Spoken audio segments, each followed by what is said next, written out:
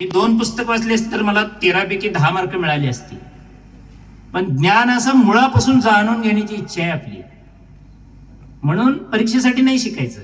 परीक्षेला ही छोटी गोष्ट आहे, टेक्निकल गोष्ट आहे ती.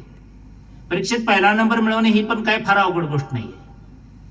ती टेक्निकल गोष्ट आहे. टेक्निकल गोष्टीत झालं की विषय संपला. तो कार्यनीती येते, स्ट्रॅटेजी येते. त्यामुळे परीक्षेसाठी नाही शिकायचं. स्वतःला आनंद वाटत असेल तर शिकायचं.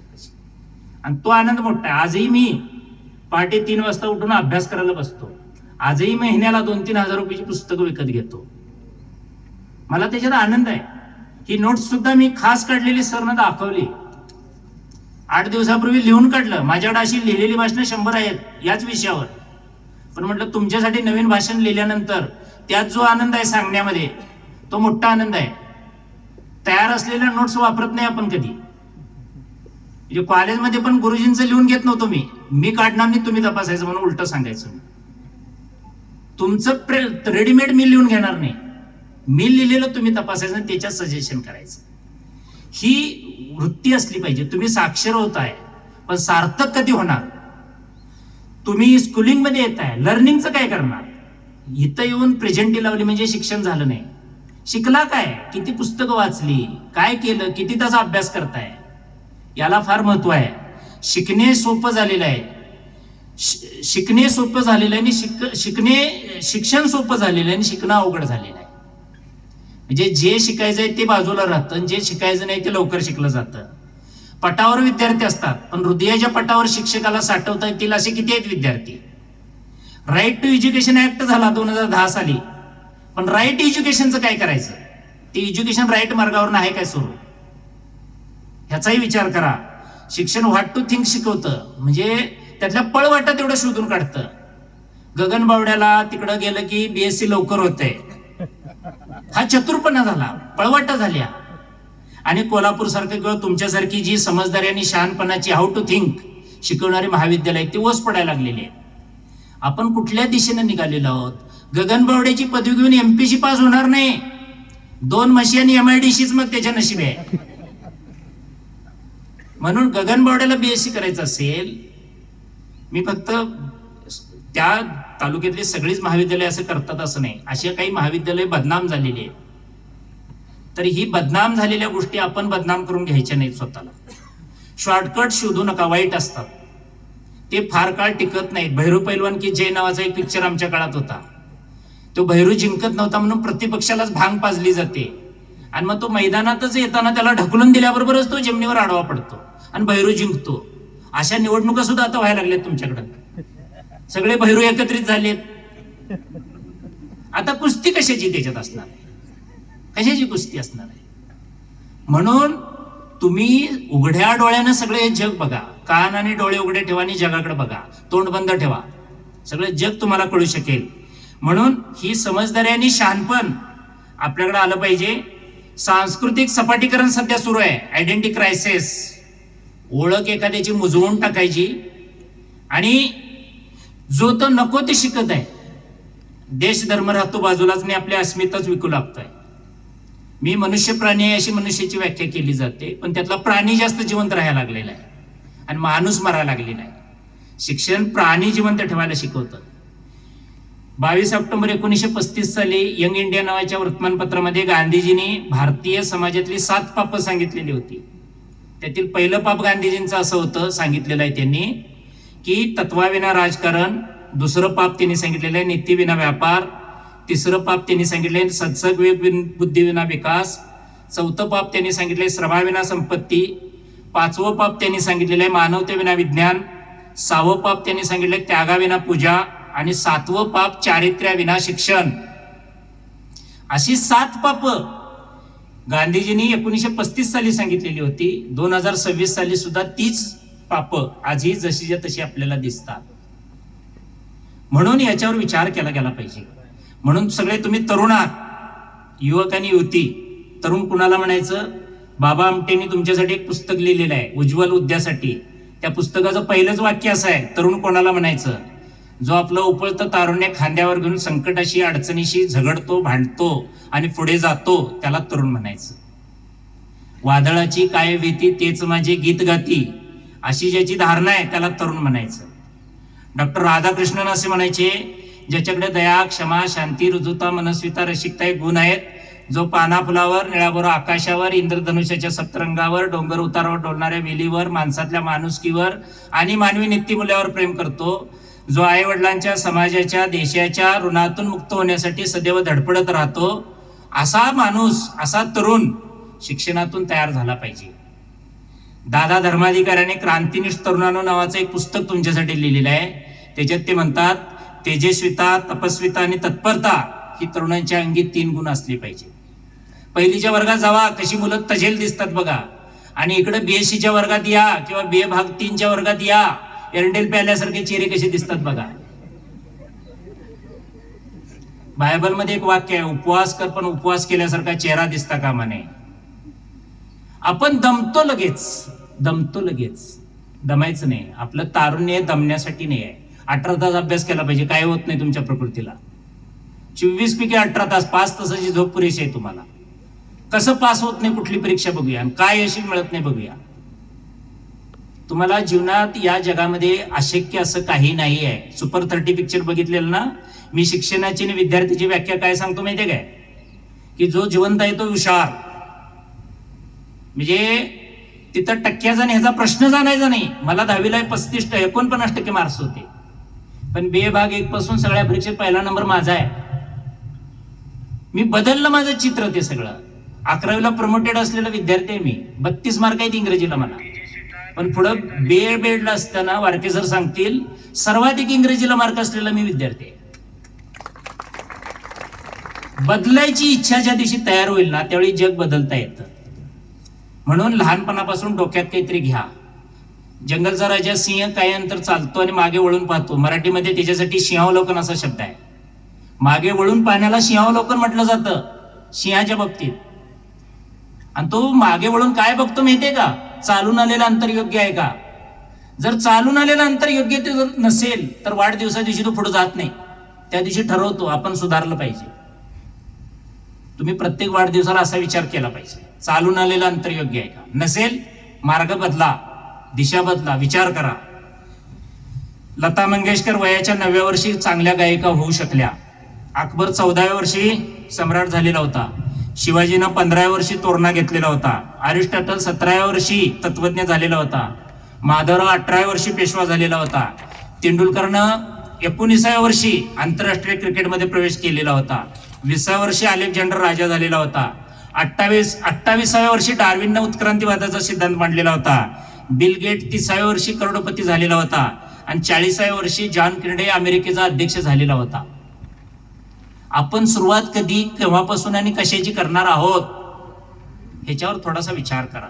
आता मुलींच्यासाठी सरकारने एक चांगलं केलेलं आहे, सगळं शिक्षण मोफत आहे तुम्हाला. उद्या MBBS ला जायचं झालं, फार्मसीला जायचं झालं, कुठल्याही प्रकारच्या डिग्रीला तुम्हाला जायचं झालं तर सरकारनं फुकट केलेलं आहे.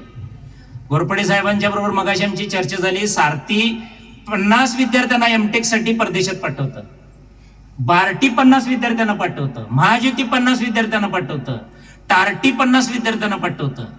अमृत 50 विद्यार्थ्यांना पाठवतं. हे अमृत काय आहे तर ब्राह्मण किंवा अन्य जातीचे सिंधी, मारवाडी, पटेल वगैरे ही जी काही मंडळी आहेत त्याच्यासाठी अमृत नावाची संस्था आहे. अण्णाभाऊ साठे संशोधन आणि प्रशिक्षण संस्था मातंग समाजासाठी आहे. महाज्योती NT अबकडे SBC OBC साठी आहे. बार्टी डॉक्टर बाबासाहेब आंबेडकर संशोधन आणि प्रशिक्षण संस्था आहे SC विद्यार्थ्यांसाठी. टार्टी आदिवासी विद्यार्थ्यांसाठी, ST साठी आहे. सर्व जातीसाठी सर्व प्रकारच्या संस्था. अल्पसंख्याक विद्यार्थ्यांसाठी मार्टी आहे, मायनॉरिटी संशोधन आणि प्रशिक्षण संस्था. सगळ्या जातीच्या मुलांना परदेश शिक्षणापासून PhD पर्यंत सरकार मदत करतं. ती थोडी थोडकी नाही. परदेशात जाण्यासाठी एका विद्यार्थ्याला 50 लाख रुपये आहेत. तुमच्यापैकी BSc करून जर परदेशात कुणाला MSc करायचं असेल तर परदेश विद्यापीठाची परीक्षा पास व्हा, 8 लाखाच्या आतला उत्पन्नाचा दाखला आणा, आणि MSc ला 10 जागा आहेत. अजून कुणालाच त्या मिळालेल्या नाहीत. म्हणजे क्वालिफाईडच कोण ठरलेलं नाही. अजून अर्जच करायला कोण आलेलं नाही. ही वस्तुस्थिती आहे. 700 विद्यार्थी परदेशात शिकायला पाठवते सरकार. ह्या संधीचा फायदा घ्या. म्हणून संधी ज्या आहेत तिचा तुम्ही विचार करा.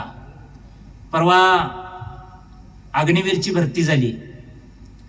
आमच्या गावातले काही विद्यार्थी भरती त्याच्यात झाले, 1-2 विद्यार्थी झाले भरती, आणि गावातल्या अनेक विद्यार्थ्यांनी त्याच्यात सहभागी व्हावं असं त्या मिलिटरीच्या ऑफिसरची इच्छा होती.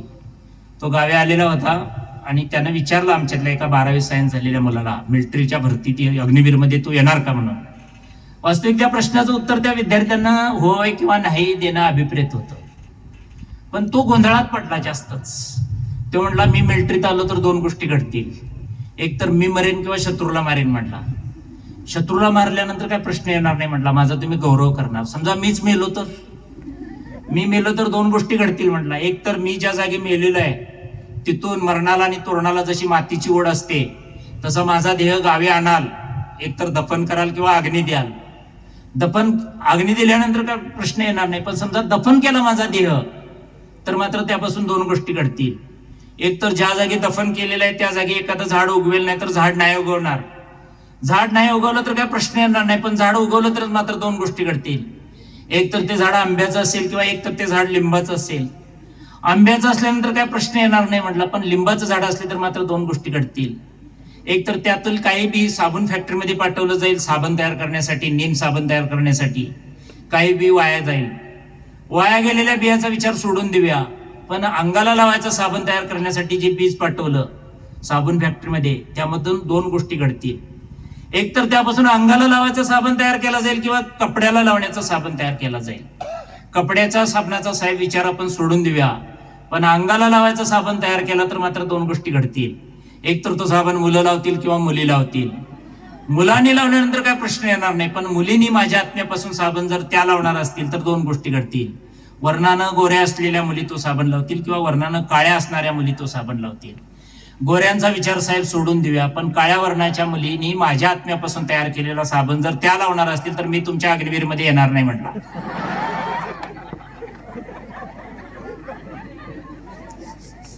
कशा नोकऱ्या लागतील, का लागतील, का द्याव्यात नोकऱ्या, ही आपली पात्रता आहे.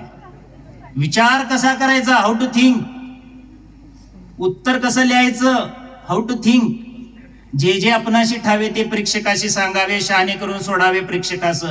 असे पेपर लिहायचे नसतात. यशवंतराव चव्हाण महाराष्ट्र मुक्त विद्यापीठाची पुस्तकं कशी लिहिलेली आहेत बघा. आशियाचं गच्च सादरीकरण कसं असतं बघा. ते तशी उत्तरं लिहायला कधी शिकणार आणि मार्क पोत्यानं आणि खोऱ्यानं कधी ओढणार. ही फुसकी भाषा वापरून उत्तरं तशी लिहून मार्क मिळत नाहीत. ते त्याला कोण विचारतंय. विचार करून लिहिलं पाहिजे. मी पीएचडी लिहिताना 2000 क्रियापद अशी साईडला ठेवलेली होती. एकदा रिपीट झालेला शब्द पुन्हा वापरायचा नाही म्हणून दुसरा शब्द मला वापरता आला पाहिजे. अशी एक स्वतःची एक बांधिली की डोक्याची आपण केली गेली पाहिजे. म्हणून त्याचा एक इंटरेस्ट लागतो, ती एक आवड लागते, ती एक बांधिलिकी लागते, कमिटमेंट लागते, ते एक व्रत लागतं. सावरकर म्हणायचे की घेतले व्रत आम्ही न अंधतेने. आपण डोळं झाकून हे व्रत नाही घेतलेलं, डोळं उघडं ठेवून घेतलेलं आहे. मला हे करायचं आहे ही भावना पाहिजे. शेतकरी ज्या पवित्र भावनेने शेतात काम करतो ती पवित्र भावना आपल्या शिकण्यामध्ये असली पाहिजे. आई जसं जीव ओतून जेवण करते घरातलं तसा जीव ओतता आला पाहिजे. लिओनार्दो दा विन्सी त्या पुतळ्याकडे शिल्पाकडे बघून म्हणाला होता ना, हे मोनालिसा तू बोलत का नाहीस म्हणून. ही एकरूपता आहे, कलेशी होणारी एकरूपता आहे. ही एकरूपता अशी तुम्हाला होता आली पाहिजे. पु ल देशपांड्यांचं एक नाटक आहे बघा, तुझा आहे तुझं पाशी. आपलं आपल्यापाशी काय काय आहे बघितलं पाहिजे. आपली इच्छा काय आहे, तत्व काय आहे, ध्येय काय आहे, धोरणं काय आहेत, कौशल्य काय आहे, निष्ठा काय आहे, बांधिलिकी काय आहे, हे आपलं ताकद आपल्यापाशी काय आहे हे बघितलं पाहिजे. तुम्ही प्रत्येक व्यक्ती महान व्यक्ती आहात. प्रत्येक व्यक्ती सभागृहात बसलेली महान आहे. फक्त ते स्वतःला वाटायला पाहिजे मी महान आहे. आणि मग दररोज 1 पाऊल पुढे पडायला पाहिजे. रोज 1 पावलानंच पुढे जायचं, शिखरावर जाऊन पोचाल.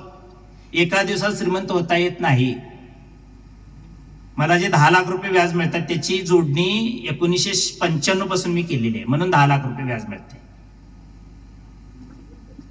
म्हणजे साध्या राहणीत उच्च विचारसरणी जोपासून ते इतकी रक्कम मी स्टेट बँकेला ती भरणा केलेली आहे. म्हणून 1 पावलानं पुढे चाला, मग शिखरापर्यंत जा. तुम्हाला उत्तेजित होणं सोपं आहे. रील बघितली की उत्तेजित होत आहे, किंवा गौतम पाटलाचं नुसतं नाव जरी काढलं तर उत्तेजित होतात. आता पण तुम्हाला आनंदी व्हायचं असेल तर कर्मयोगी व्हावं लागतं, आणि उत्तेजित व्हायचं असेल तर कुठल्या तरी साध्या एखाद्या मेसेजने सुद्धा उत्तेजित होऊ शकता. म्हणून तुम्ही हायर एज्युकेशन मधले विद्यार्थी फायर सारखे आहात. हायर अँड फायर तुम्हाला विशेषण लागू पडतं. तुम्हाला निसर्गानं अस्वस्थपणाचा वर दिलेला आहे, पण आतताईपणाचा शाप दिलेला आहे तुम्हाला. तो आतताईपणा तुम्ही दूर करा आणि तो वेळ तुम्ही चांगल्यासाठी खर्च करा. बेदरकारपणा, बेभनपणा, बेजबाबदारपणा, पटकन भावना उद्दीपित करण्याचा तुमचा जो गुण आहे तो तुम्हाला दूर करावा लागेल.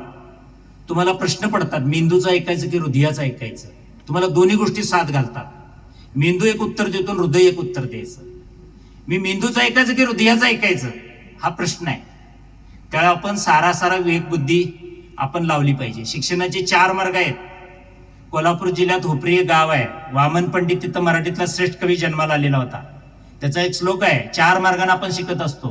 केल्याने देशाटन पंडित मैत्री सभेत संचार शास्त्रग्रंथ वाचून या मनुजा चातुर्य तसे फार, असा त्याचा श्लोक आहे. त्याचा मराठीत अर्थ असा, तुम्हाला ज्ञान मिळवायचं असेल तर पहिला मार्ग तुम्ही देशाटन करा, जागा सोडा.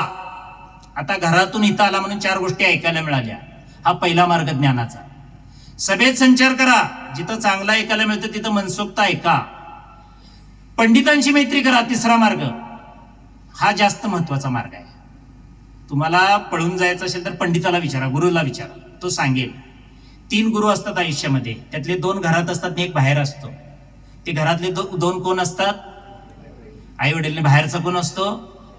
शिक्षक. ह्या तिघांना न विचारता सगळं तुम्ही उद्योग करताय. पण तुमच्या आयुष्याचं चिंतन आणि तुमची चिंता वाहणाऱ्या 3च व्यक्ती आयुष्यात आहेत, आणि या 3 व्यक्ती जिवंत असेपर्यंतच काहीतरी करून दाखवायचं असतं. नंतर आयुष्याला 0 किंमत असते. म्हणजे खेळण्याच्या बाजारामधलं, खेळण्याच्या दुकानातलं खेळणं हेलिकॉप्टर घ्यायचं होतं संजय घोडावतना. किती झाली? इयत्ता 2री 3रीत असताना आई म्हणली 150 रुपये बाळतीची किंमत आहे, शक्य नाही ते, आपल्याला ते चालणार नाही. आपण छोटे छोटे उद्योग व्यापार करून जीवन पोट भरायचा उद्योग जयसिंगपुरात करतोय, तुला 150 रुपयाचं हेलिकॉप्टर कुठलं द्यायचं? आज हेलिकॉप्टर आहे पण आई नाही त्याची, आणि एक नाही हेलिकॉप्टर कितीतरी आहेत. काळ बदलतो, आई वडील विकत घेता येत नाहीत. म्हणून तरुणांना सांगतो की ते जिवंत असेपर्यंत 3 व्यक्ती तुम्ही काहीतरी करून दाखवा. त्यांना धन्य वाटतं, खूप मोठं वाटतं, आनंद वाटतो. म्हणून या गोष्टी तुम्ही शिका. मेंदूचं ऐकायचं की हृदयाचं ह्याच्यावर विचार करा. ती मी मगाशी सांगितलं की 230 विद्यार्थी कोल्हापूर जिल्ह्यातले मुलं आणि मुली हे दोघे जण मिळून 230 पळून गेलेले आहेत. त्यातील 14 बेपत्ता आहेत. तुम्ही वर्गामध्ये सायन्स मॅथ शिकताय, लॉ शिकत नाही. पळून जाण्याचे तोटे काय ते लॉ काय सांगतोय बघा.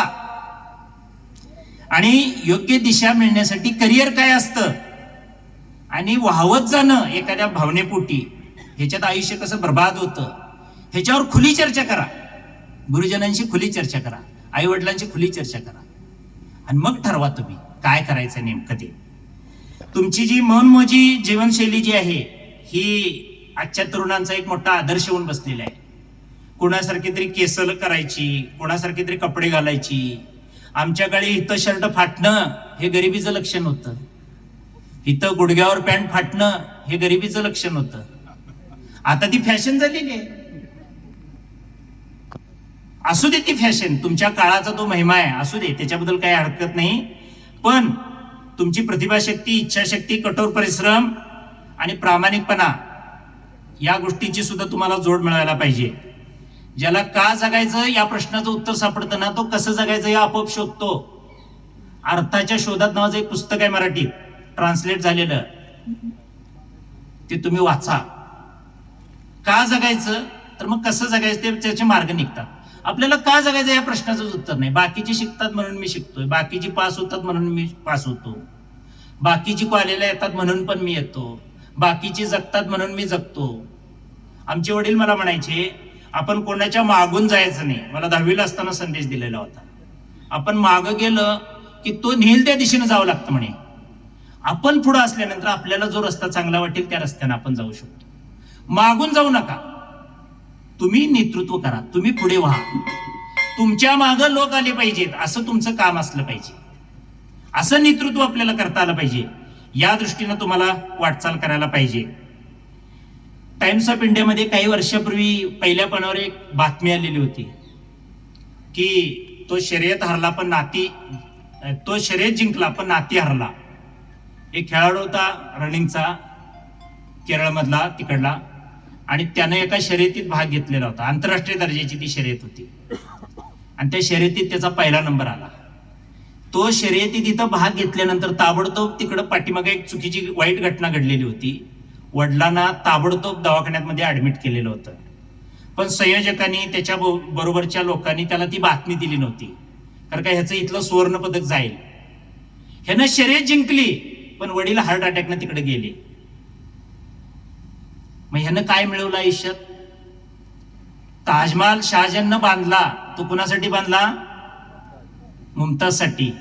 तिनं बघितला काय तो किती रूमचा आहे, कसा आहे, कुठल्या दगडाचा आहे? तो यमुनेच्या अलीकडे पांढऱ्या दगडाचा आहे, यमुनेच्या पलीकडे काळ्या दगडानं बांधायचा होता दुसरा आणि एक, पण त्याला ते शक्य झालं नाही. ताजमहाल जनतेनं पाहिला, मुमताजनं नाही. याचा विचार करा तुम्ही की जे जिवंत आहेत त्यांच्यासाठी काहीतरी नाती तशी सांभाळली पाहिजे. नाती निर्माण करणं हे मातीवर माती लिहिण्या इतकं सोपं आहे, पण नाती सांभाळणं, टिकवणं, संवर्धित करणं हे पाण्यावर पाणी लिहिण्या इतकं अवघड आहे. आणि ते अवघड काम आपल्याला सोपं करायचं आहे. यासाठी चांगल्या प्रकारची रिलेशनशिप तुम्ही जपली पाहिजे. किमतीहून मूल्य मोठं असतं. गाईच्या दुधाला किंमत असते पण आईच्या दुधाला किंमत नसते, त्याला व्हॅल्यू असते, ते बाजारात विकलं जात नाही. त्याची ओन व्हॅल्यू असते, ओन उपजत व्हॅल्यू असते त्याला. म्हणून किमतीतला आणि मूल्यातला फरक ओळखा. सगळ्याचा बाजार करू नका. जिथे हात लावा असे पाय आता उरलेले नाहीत. जावे ज्याच्या मागे बेधडक असा वीर कुठं पाहावयास मिळत नाही. सारेच कसे सुस्तावले आता आणि सारेच कसे मस्तावले आता, सारेच दीप कसे मंदावले आता, अशी कवी अनिलांची एक कविता आहे. सगळीकडे मस्तावलेले दीप आहेत. अशा परिस्थितीमध्ये तुम्हाला वाटचाल करायला खूप अडचणी आहेत. अशा परिस्थितीमध्ये तुम्हाला वाटचाल करण्यासाठी तुम्ही थोडासा याच्यावर चांगला विचार केला गेला पाहिजे आणि पुढे जाण्याचा विचार केला गेला पाहिजे. जे शाळा महाविद्यालयामध्ये तुम्ही ज्ञान प्राप्त करताय त्यातली माहिती कोणती, ज्ञान कोणतं, अंतरंग कोणतं, दूरदृष्टी कोणती, दिव्यदृष्टी कोणती आणि शहाणपण कोणतं? माहितीचा प्रवास शहाणपणापर्यंत झाला पाहिजे.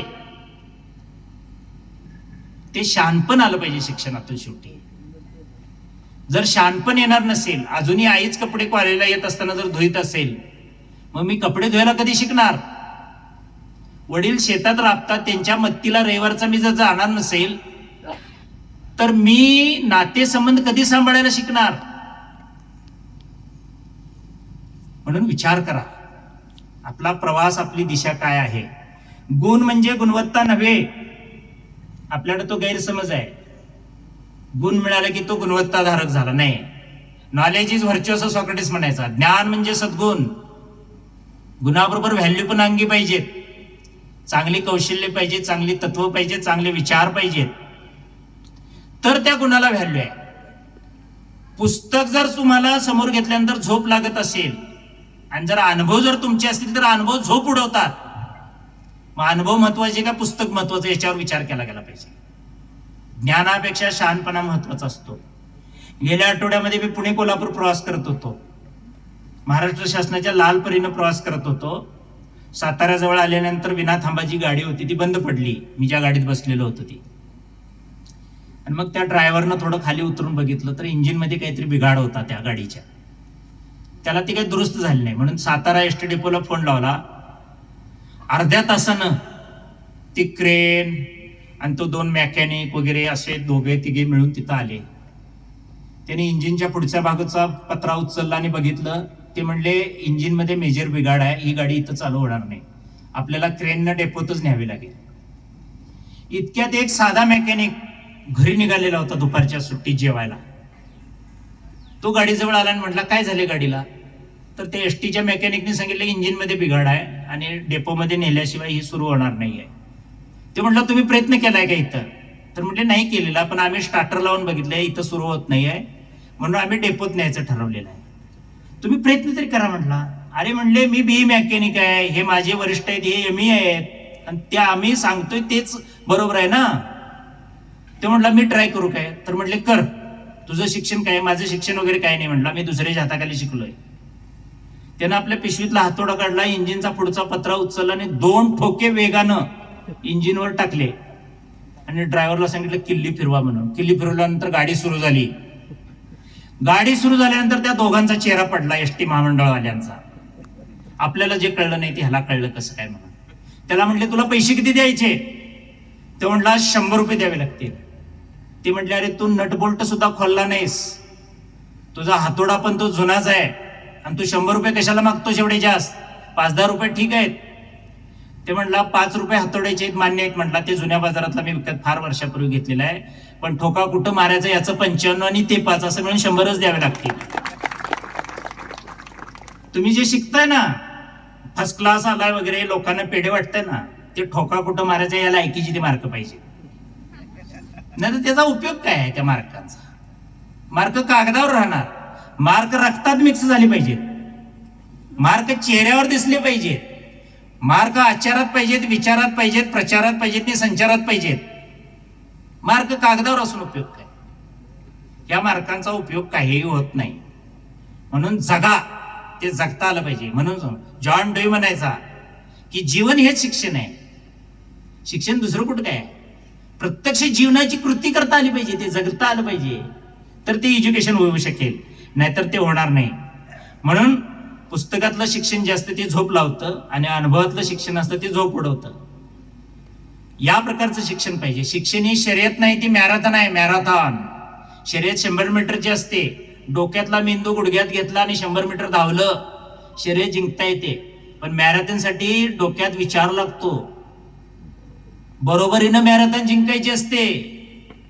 वेगापेक्षा अंतर कापणं महत्वाचं असतं. जीवन ही शर्यत नाही, मॅरेथॉन आहे.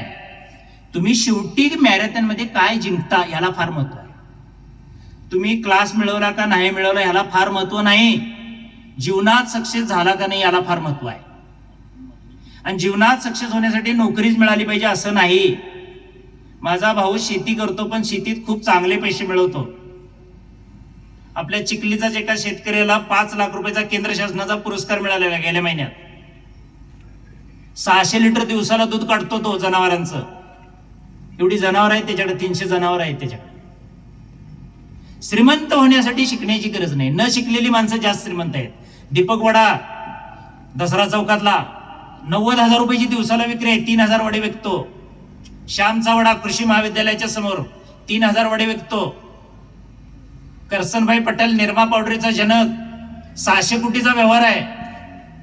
350 कोटीचा हॉटेल एका वेटरनं मुंबईच्या विमानतळाजवळ बांधलेला आहे, आर्चिड. विठ्ठल कामत त्याचं नाव आहे. शिये फाट्यावर एका स्टोन क्रशर व्यावसायिकानं हेलिकॉप्टर घेतलेलं आहे 6 कोटीचं. आणि मी घोरपडे साहेब अजून जुनी 2 व्हीलर चालवतोय. हा फरक आहे. श्रीमंत होण्यासाठी शिकण्याची गरज नाही, डोक्याची गरज आहे, डोक्याची. तो स्टोन क्रशरवाला रात्री 8ला झोपत नाही, त्याला रात्रीचं 3 वाजता झोपायला.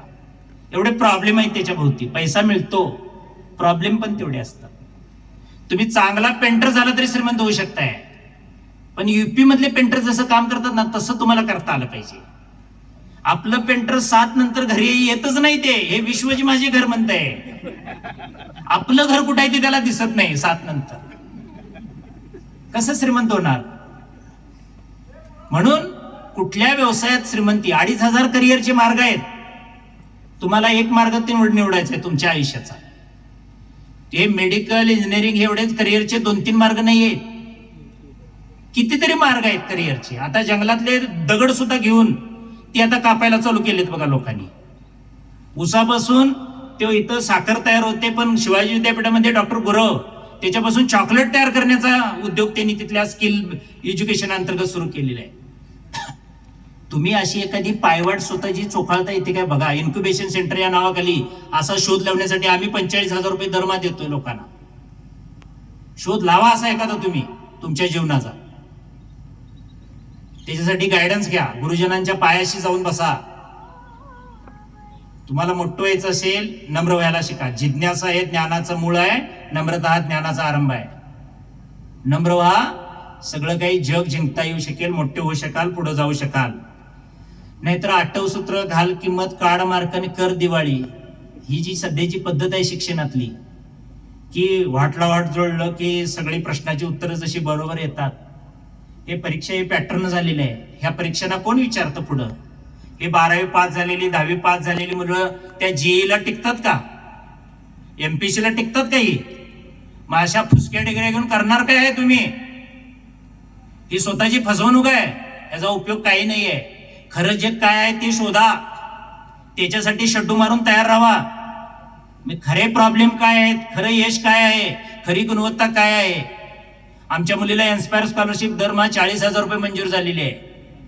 ती म्हणते अशी 40,000 स्कॉलरशिप घेऊन जर घर बसल्या मी पीएचडी करणार असेल तर माझ्या पीएचडीची व्हॅल्यू कमी होईल. म्हणून उद्याच्या 7 तारखेला गेट परीक्षा देणार आहे आणि गेट परीक्षेतून कुठल्या तरी देशातल्या 11 IIT पैकी एका IIT मध्ये मला पीएचडीला ऍडमिशन मिळवायचं अशी तिची इच्छा आहे. म्हणजे मला आता भारत सरकारनं विज्ञान तंत्रज्ञान विभागानं दिलेले 40,000 नको आहेत म्हणते ती. कारण का माझ्या शिक्षणाची क्वालिटी जर राहणार नसेल, मला असं शिक्षण उपयोगाचं वाटत नाही. म्हणून क्वालिटी काय आहे, क्वांटिटी काय आहे, या दृष्टीनं सुद्धा वाटचाल करा. मनुष्य पायाने चालत नाही, डोक्याने चालतो. पायाने चाललं तर रस्त्यावरचे स्पीड ब्रेकर आणि हिमालयातला फरक कळत नाही. म्हणून स्पीड ब्रेकर काय आहेत आणि हिमालय काय आहे, त्या दोन्हीतल्या उंचीतला फरक जाणून घ्या. म्हणून डोक्याचा वापर करून पायाने चाला, म्हणजे तुम्हाला तुमच्या इच्छेप्रमाणे जाता येईल. मी रोज शिवाजी विद्यापीठाच्या एरियामध्ये माझं घर असल्यामुळं जवळ तिथं मी रोज संध्याकाळी तिथं फिरायला जातो. 2 दिवसापूर्वी गेल्या रविवारी सोलापूरकडचा एक विद्यार्थी आलेला होता. त्याला महालक्ष्मी दर्शन वगैरे काहीतरी घ्यायचं होतं, विद्यापीठात मित्राला भेटायला आलेला होता. मी आणि गणित विभागातून निवृत्त झालेले एक प्राध्यापक, आम्ही रोज फिरून आल्यानंतर विद्यापीठाच्या तिथं महाराजांच्या पुतळ्याजवळ बाक आहेत बसण्यासाठी, तिथं बसतो रोज संध्याकाळी. तो विद्यार्थ्याला आणि शेजारच्या बाकावर बसला. सरना तो म्हणाला की सर मला महालक्ष्मी मंदिरला जायचं आहे, रस्ता कोणता आहे? तो बसलेला होता, सर बसलेले आहेत, मी या बाजूला बसलेलो होतो. सर काहीच बोलले नाहीत. त्या मुलाला वाटलं हे सरला बहुतेक वयमानानुसार ऐकू गेलेलं दिसत नाहीये, म्हणून ते मोठ्यानं परत म्हटलं, सर महालक्ष्मी मंदिराचा रस्ता कोणता? तरी सरने त्याच्याकडे बघितलं सुद्धा नाही. सरळ समोर बघून सर काहीतरी विचार करत बसले. त्या मुलाला राग आला, आपली सॅक घेतली, पाठीवर अडकवली आणि रस्ता चालायला चालू केला. त्यावेळी सर म्हटले, बाळ थांब, हा रस्ता दक्षिणेतला तिकडे बेंगलोरला जातो, बेळगाव बेंगलोर. हा उत्तरेचा इकडे कावळ्या नाक्यावरनं तिकडे पुण्याला जातो, बावडा मार्गे सीए फाट्यावरनं पुण्याला जातो आणि तारराणी पुतळ्यावरनं तिकडे सांगलीला, पंढरपूरला, सोलापूरला तिकडेही जातो. पण हा पश्चिमेचा जो रस्ता आहे हा शिवाजी उद्यमनगर मंगळवार पेठेतून महालक्ष्मी मंदिरला जातो. मगापासून 2 वेळा मी तुम्हाला विचारलं, तुम्ही मला रस्ता सांगत नाही, आणि आता मी निघालेला असताना तुम्ही रस्ता सांगताय. सर म्हटले, आम्ही बसलेल्या थांबलेल्या पायांना रस्ता सांगत नाही, जे पाय चालतात त्यांना आम्ही रस्ता दाखवतो. तुम्ही थोडी हालचाल केली तर हे गुरुजन तुम्हाला सांगतील, बाळ पुढे जा, तुझा रस्ता बरोबर आहे. तुम्ही दार झाकून घरात बसल्यानंतर कोण सांगायला येणार नाही, उठ, जागा हो आणि पुढे जा वगैरे, असं कोण नाही. हाय तिथंच मर म्हणणार. म्हणून हालचाल करा, हालचाल करा. शेतात जाऊन काहीतरी हालचाल करा. लोक विचारतील काय करताय म्हणून, चौकशी करतील लोक. तुम्ही गप्प बसला, कुणीही काही करणार नाही. म्हणून चालणाऱ्याला रस्ता दाखवला जातो. गरुडाची जीवन जगण्याच्या 7 पायऱ्या आहेत. मोबाईलवर घरी गेल्यानंतर गरुड सप्तपदी शब्द टाका. गरुडाची लाईफस्टाईल कशी आहे बघा.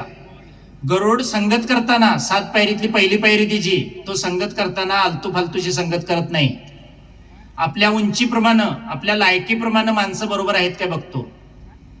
गरुड, चिमणी, कावळा, पोपट हे मुदाळ तट्ट्यावर चहा पितेले तुम्हाला एकत्रित दिसणार नाहीत. कारण का ते चौघं दिसतील पण गरुड त्याच्यात असणार नाही. गरुड असणार नाही. तो म्हणतो मी वेगळा आहे, मी तुमच्या बरोबर राहू शकत नाही.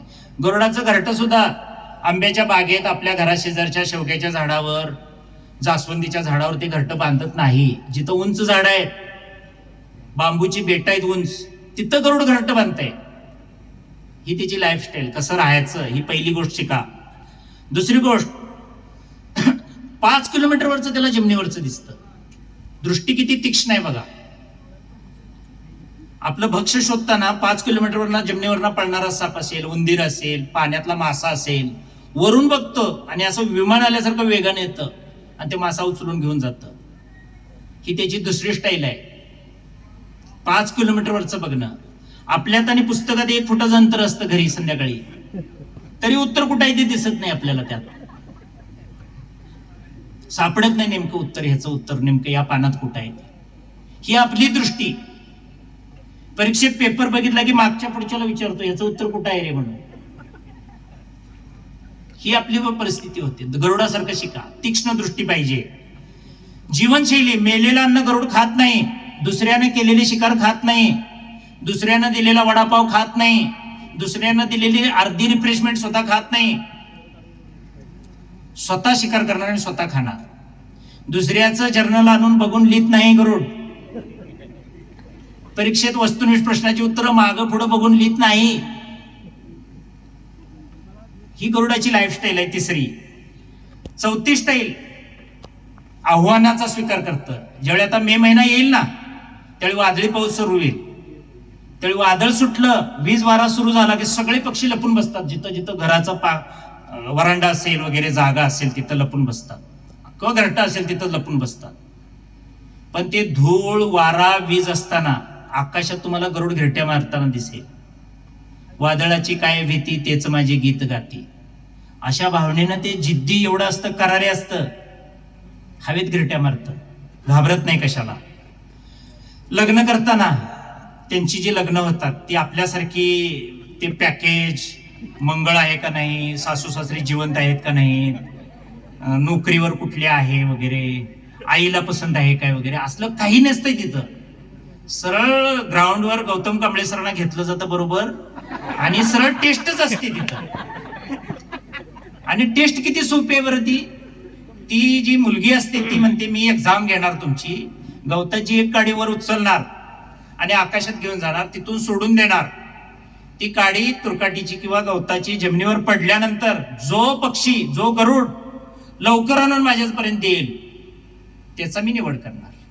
तशी टेस्ट होते. ज्याच्या अंगात बळ आहे, शक्ती आहे, चपळता आहे, जिद्द आहे, चिकाटी आहे, तो वेगानं जमिनीवर येतो, पकडतो, घेऊन जातो, त्याच्याशी लग्न होतो. ते काळा आहे का गोरा आहे ती बघतच नाही. एमफिल झाले काय, पीएचडी झाले, नेट सेट झाले काय, सीएचबी वर आहे, काहीच बघत नाही. सरळ पसंत.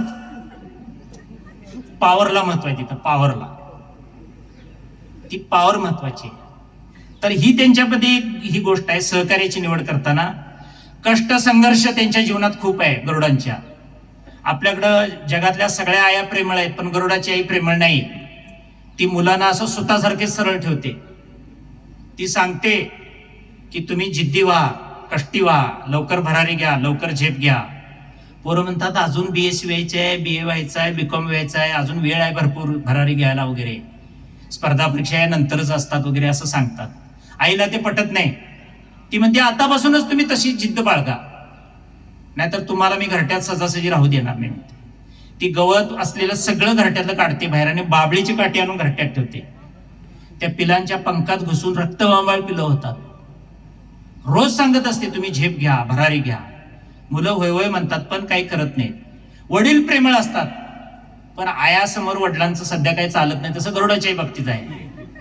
तिने हात टेकलेले आहेत तिथं. तसं त्या गरुडाचा बाप पण म्हणतो बाबा माझा आईजवळ काही चालत नाही, तूच आता विचार कर, आणि आई म्हणते तसं कर म्हणतो तो. एक दिवशी आई त्या गरुडाच्या पिलाला ढकलून देते बाहेर. ते पिल्लू जमिनीवर पडून मरणार इतक्यात वडील शेजारच्या झाडावर बसलेले असतात. ते असं वेगानं विमान आल्यासारखं येतात, त्या मुलाला पंखावर घेतात आणि असं दूरवर असं फयाच्या जंगलापर्यंत तिकडं लांब घेऊन जातात. आणि तिथं मुलाला समजावून सांगतात की बाळ आता तरी करिअरच्या नादाला लाग, आई खूप चिडलेली आहे, आता तरी शहाणा हो आणि अभ्यासाला लाग, काहीतरी दुसरे मार्ग शोध आणि पुढे जायला शिक. असं त्याला समजावून सांगून परत घरट्यात आणून सोडतात. आणि शेवटची पायरी गरुडाच्या जीवनामध्ये अशी असते, ज्यावेळी गरुडाचं वय झालेलं असतं त्यावेळी त्याची चोच वाकडी झालेली असते, पंखामधलं बळ राहत नाही, म्हणून तो 3 महिन्याची घरातून कुणाला न सांगता संन्यासी वृत्ती स्वीकारून जंगलात जातो, दूरवर, कुणाला सांगत नाही. मोबाईल, फोन, पाकिट सगळं घरात ठेवतो आणि एकटाच जातो. जंगलात गेल्यानंतर सगळे पंख स्वतःचे उपटून काढतो चोचीनं. दगडावर 3 महिने चोच घासतो. चोच परत अनुकुचीदार टोकदार करतो, वाकडी झालेली चोच, आणि पुन्हा 3 महिन्यानंतर घरी येतो आणि पुन्हा संसार सुरू करतो. आपल्याला मे महिन्याची आणि दिवाळीची सुट्टी जी असते ना, ते डोक्यातले पंख उपटण्यासाठी आणि चोच घासण्यासाठी असते. वजन वाढवण्यासाठी आणि अंथरूण गरम करण्यासाठी ती सुट्टी नसते. तर ह्या सुट्टीचा उपयोग गरुड जसा करतो तसा आपल्याला करता आला पाहिजे. म्हणून पोपट व्हायचं का गरुड व्हायचं? तुम्हाला काय आवडेल? गरुड व्हायला पाहिजे. गरुडाची ही सप्तपदी आपण डोक्यात घेतली गेली पाहिजे. सर वेळ आहे का झाला? आता मी थोड्याच वेळात पूर्ण करतो, नाहीतर बऱ्याच वेळा मला लोक म्हणतात नंतर भाषण झाल्यावर, तुम्ही खूप चांगलं बोलता. मी विचारलं काल परवा एका मुलाला नेमकं कुठले असे शब्द आठवले, आवडले, तर ते एक मुलगा म्हणाला होता मला परवा की एवढे बोलून मी माझे भाषण संपवतो. हे वाक्य खूप चांगलं आहे.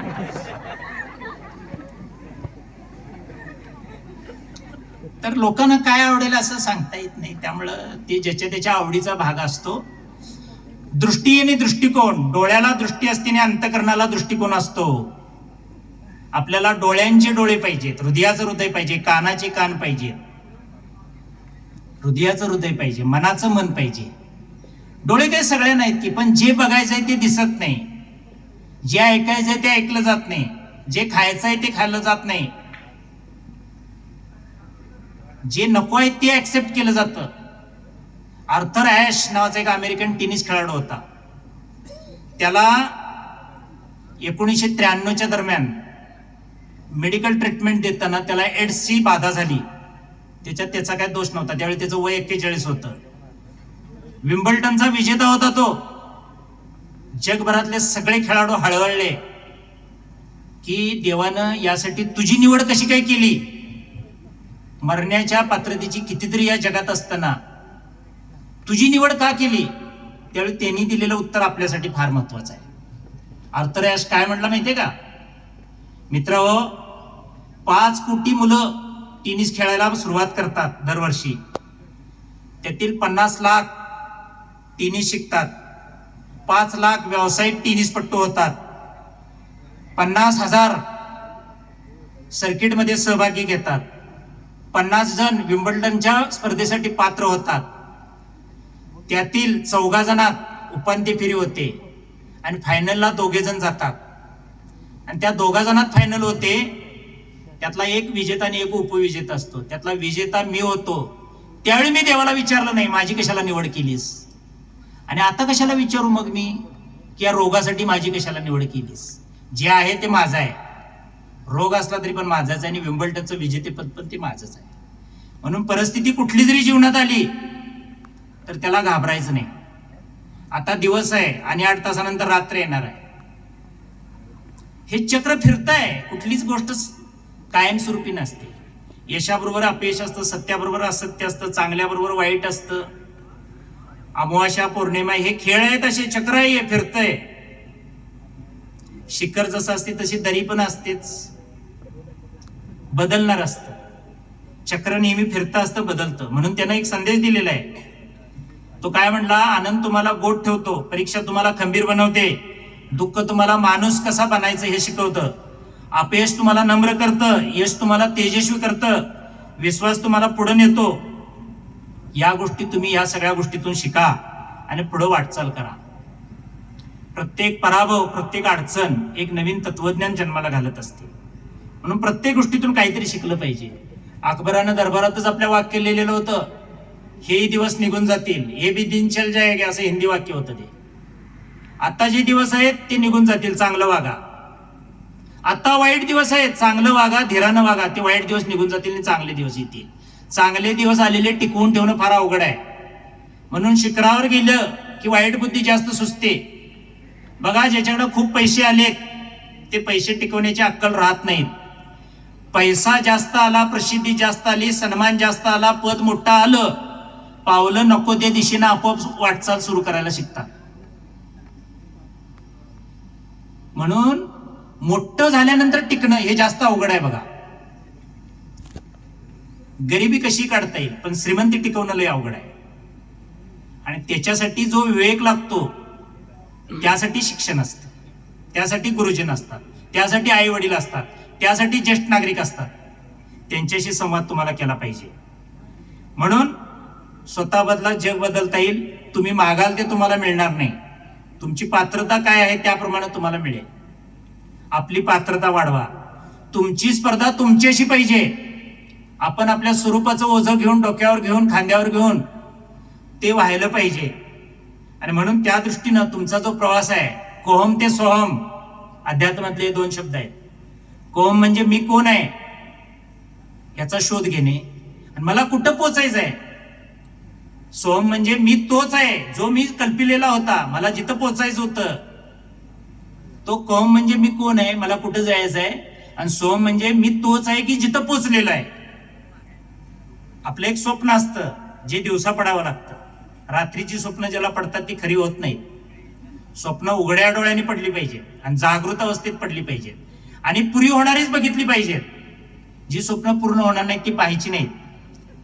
खुज्या माणसांच्या सावल्या लांब पडायला सुरू झाल्या की सूर्यास्ताची वेळ जवळ आली असं समजायचं. त्यामुळं सावल्या ज्यावेळी लांब पडतात त्यावेळी सूर्यास्त व्हायला लागलेला आहे. याची कल्पना आपल्याला आली पाहिजे. ज्याला भूमी कळते त्याला भूमिका वटवता येते. भूमिका या शब्दाचे 2 अर्थ आहेत.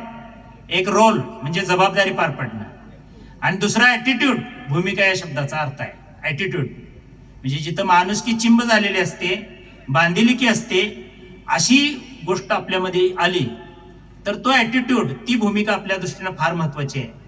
सध्या सत्य सुंदर करण्याची आवश्यकता आहे. सत्याचा बेमालूमपणे अपप्रचार केला जातो.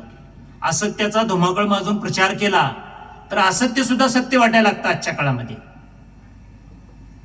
नरेटिव्ह कशाही प्रकारे पसरवलं जातं आणि मोबाईलमध्ये आलेली प्रत्येक गोष्ट, प्रत्येक पोस्ट हे सत्य वाटायला लागतं आपल्याला. 100च्या खोट्या नोटेला किंमत नसते, पण खऱ्या नोटेच्या गट्ट्यामध्ये खोट्या नोटा आत घातल्या जातात. खोटं खऱ्याच्या जीवावर खपतं. खोट्याला बाजारात स्वतंत्र मूल्य नाही आहे. खऱ्यासारखं दिसतं खोटं, मुखवटा खऱ्याचा असतो, पण वस्तुस्थिती ती चुकीची असते, खोटी असते. पण खऱ्याच्या जीवावर खोटं खपवलं जातं, सत्याच्या जीवावर असत्य खपवलं जातं. याच्यावर विचार केला गेला पाहिजे. तुम्हाला इतिहास आणि भूगोल हा माणसाच्या जीवनात काही सुख आणि काही दुःख तयार करतो. म्हणून आपला इतिहास आणि भूगोल आपल्याला घडवत असतो. नेचर आणि नर्चर आपल्याला घडवत असतो. ज्याचा पराभव अंगणात होतो तो रणांगण जिंकू शकत नाही. म्हणून अंगणातल्या समस्या, घरच्या समस्या काय आहेत त्या जरा उघड्या डोळ्यांनी बघा. अंगण जर ठीक करता आलं तर रणांगण जिंकणं अवघड नाही. आपला पराभव अंगण जास्त करतं. म्हणून अंगणातल्या लढाई आपल्याला चांगल्या लढता आल्या पाहिजे. घर असावे घरासारखे, नकोच नुसत्या भिंती. तिथे असावा प्रेम जिव्हाळा, नकोच नुसती नाती. आपण भिंतीच्यात राहतो, हृदयाच्यात राहत नाही. घरातले ओळखीचे कसे दूर दूर गेलेले आहेत कोरोनानंतर. आपलं असं कोणच वाटणं असं झालेलं आहे. तर आपलं जगामध्ये कोण होता येईल का? कोणी कोणाचं नसतं असं शिरवाडकरांनी सांगितलेलं आहे. पण कोणाला तरी, कोणासाठी तरी, कोणाचं तरी व्हावं लागतं. ही आपलेपणाची भावना सध्याच्या काळामध्ये आवश्यक आहे. तर आपला देश हा महासत्ताच्या ऐवजी महान सत्ता होईल. महासत्ताचं स्वप्न वेगवेगळे वैज्ञानिक सांगतात, पण संदीप वासलेकरांनी एका दिशेचा शोध या पुस्तकामध्ये, भारत महासत्ता उपयोगाचा नाही तर महान सत्ता झाला पाहिजे असा त्यांनी आग्रह केलेला आहे. आणि असा बलशाली भारत घडण्यासाठी टॅलेंट, टेक्नॉलॉजी आणि ट्रस्ट या गोष्टीचा आपण समन्वय साधला पाहिजे. शिक्षण तुमचं व्याकरण चांगलं करेल, पण अंतकरण चांगलं करण्यासाठी संस्कारच तुम्हाला उपयोगी येतील. शिक्षणातून तांत्रिक कौशल्य शिकाल, पण आंतरिक कौशल्य शिकण्यासाठी संस्कृतीच तुम्हाला उपयोगी पडेल. तर शाळेत गेल्यानंतर व्याकरणाबरोबर अंतकरण सुद्धा कसं चांगलं राहील याच्यावर तुम्ही विचार केला पाहिजे. साधा माणूस नावाचं एक आत्मचरित्र भालजी पेंढारकरांनी लिहिलेलं आहे. त्यातील पृष्ठ क्रमांक 181 वर एक वाक्य आहे. ते असं म्हणतात, मजूर मजुरीने मिळतात, नोकरदार पगाराने मिळतात, विद्वान भाड्याने मिळतात, पण सज्जन शोधावे लागतात. सध्या देशाला सज्जनांची गरज आहे आणि ते सज्जन शालेय शिक्षणातून महाविद्यालय शिक्षणातून आपल्याला तयार करावे लागतील. अशी मुलं ग्रामीण भागातूनच शिकतात. कारण का देशाचं नेतृत्व शहरातली मुलं करत नाहीत. आता कुठल्याही सरकारी ऑफिसमध्ये जा, तिथल्या ऑफिसरला विचारा तुझं गाव कोणतं, तो खेड सांगेल. खेड हे वरदान आहे, शाप नाहीये. तुमची गरिबी ही शाप नाहीये, वरदान आहे. फक्त त्यातून काय बोध घ्यायचं हे तुम्ही ठरवा. मंगेश पाडगावकरांची कविता आहे, सांगा कसं जगायचं कणत कणत की गाणं म्हणत. तर तुम्ही गाणं म्हणत जगावं अशी मी तुम्हाला सदिच्छा देतो. आणि ते पुढं काय म्हणतात तेवढं सांगतो आणि थांबतो. ते म्हणतात, डोळे भरून तुमची आठवण कोणीतरी काढतच ना, आणि ऊन ऊन दोन घास तुमच्यासाठी कोणीतरी वाढतच ना. मग शाप देत बसायचं की दुवा देत हसायचं, तुम्हीच ठरवा. सांगा कसं जगायचं कणत कणत की गाणं म्हणत. काळ्या कुट्ट काळोखात जेव्हा काही दिसत नसतं तेव्हा तुमच्यासाठी दिवा घेऊन कोणीतरी उभं असतं. काळोखात कुडायचं की प्रकाशात उडायचं, तुम्हीच ठरवा. सांगा कसं जगायचं कणत कणत की गाणं म्हणत. पायात काटे रुतून बसतात हे अगदी खरं असतं, पण फुलं सुद्धा काट्यातून फुलून वर येत असतात हे काही खोटं असतं. फुलासारखं फुलायचं की काट्यासारखं सलायचं, तुम्हीच ठरवा. सांगा कसं जगायचं कणत कणत की गाणं म्हणत. पेला अर्धा भरलाय असंही म्हणता येतं, आणि पेला अर्धा सरलाय असंही म्हणता येतं. सरला म्हणायचं की भरला म्हणायचं, तुम्हीच ठरवा. सांगा कसं जगायचं कणत कणत की गाणं म्हणत. तुम्ही कसे जगाल कणत कणत की. थँक्यू. तुम्हाला शुभेच्छा.